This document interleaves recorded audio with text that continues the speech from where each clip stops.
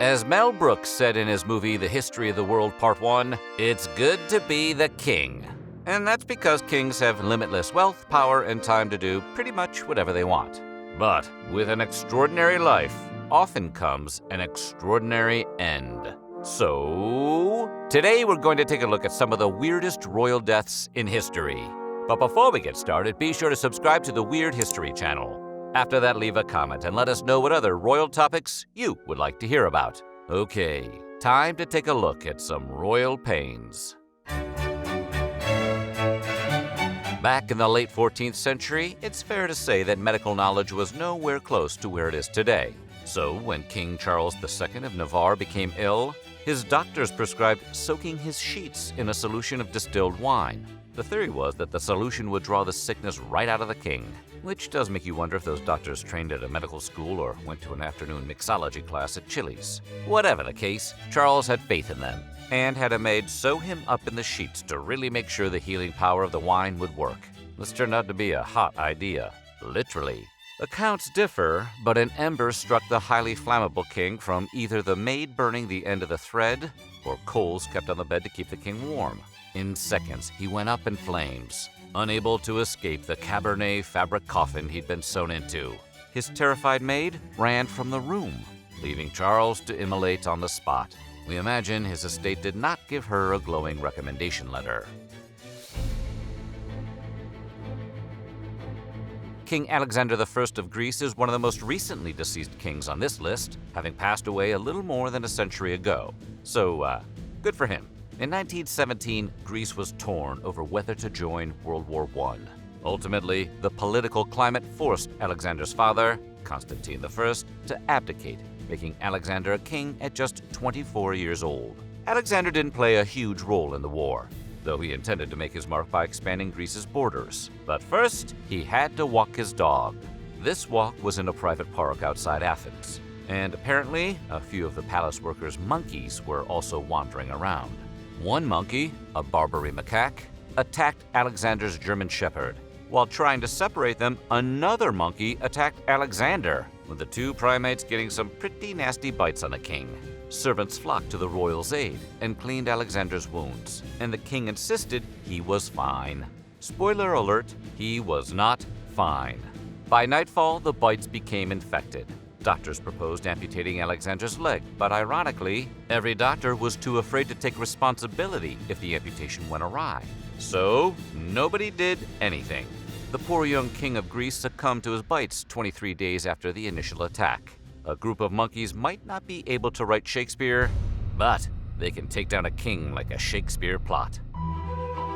You might not be familiar with the name Qin Shi Huang, but you've almost certainly heard of his famous terracotta army. Consisting of over 8,000 delicately crafted life-sized terracotta soldiers, the army was built during First Emperor of China Qin Shi Huang's rule. These soldiers were to protect the emperor in his reign of the afterlife. And frankly, we can't prove that it didn't work. Building an entire army of afterlife statue soldiers was a big job. But if anyone could do it, it was Qin Shi Huang, who united a divided China and introduced common systems for money, writing, and measuring. But the terracotta army was actually Qin Shi Huang's backup plan. Plan A was just to never die, which certainly seems like the way to go if you could pull it off. And he was convinced he could pull it off by drinking mercury. Of course, we now know that mercury is highly poisonous, but Qin Shi Huang learned that one the hard way.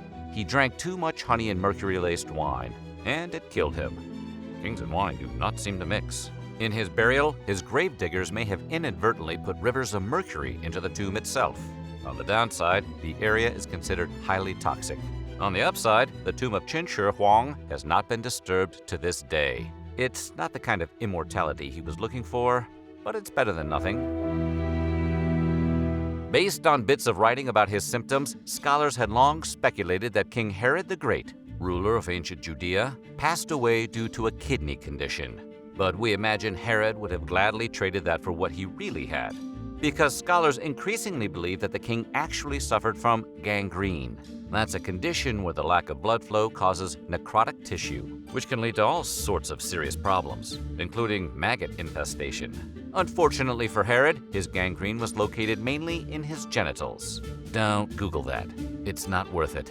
Herod may have gotten this rare infliction in a few different ways. An infection in his abdomen could have spread, or the king may have contracted gonorrhea, which is a thing kings tended to do in those days.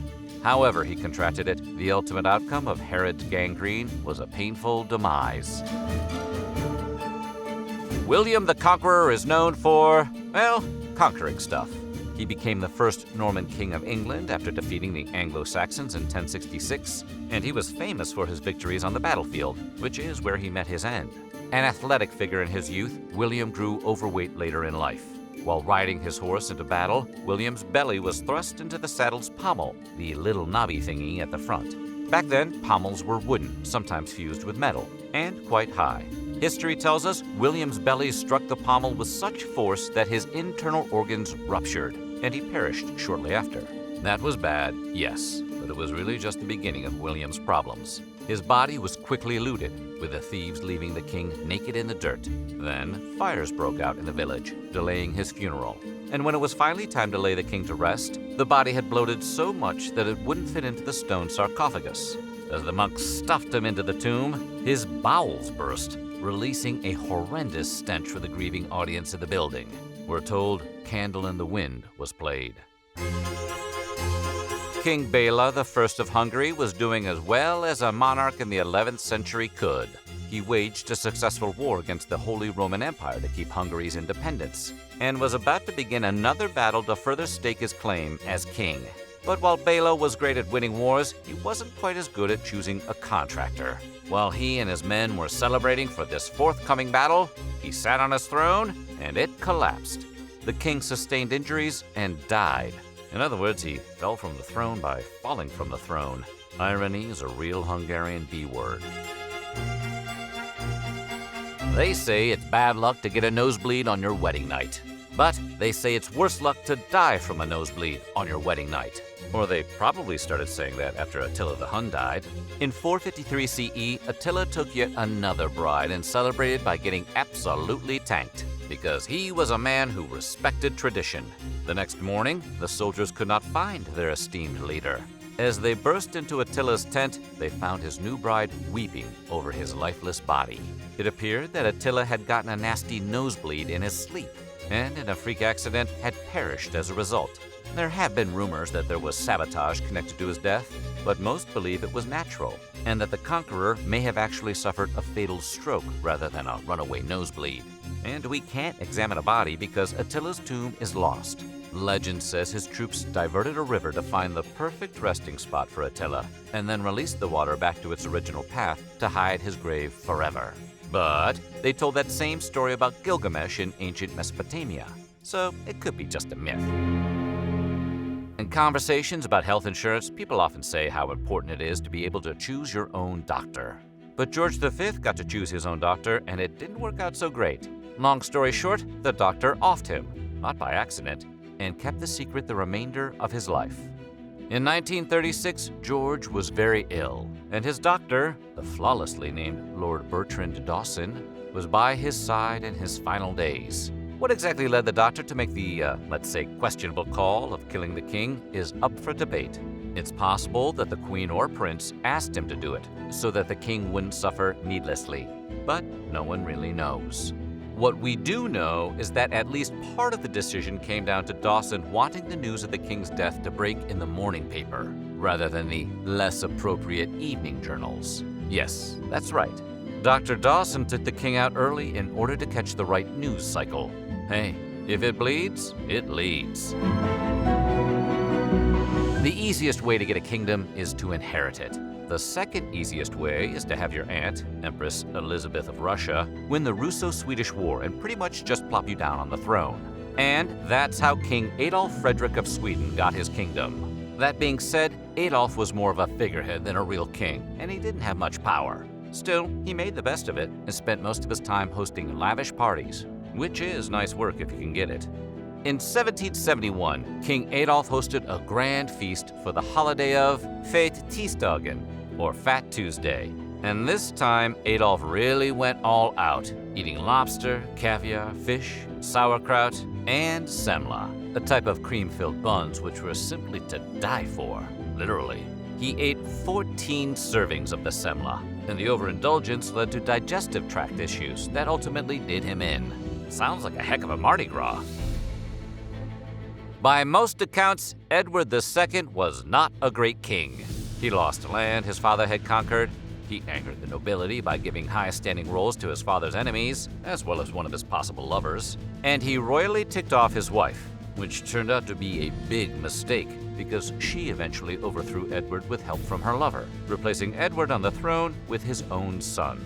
But the circumstances around King Edward II's death have long intrigued scholars because there are two very different stories floating around.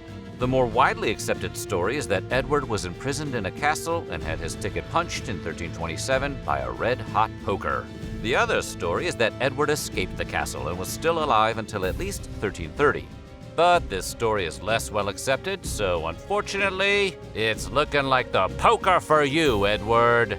So what do you think? Which of these rulers had the weirdest death? Let us know in the comments below, and while you're at it, check out some of these other videos from our weird history.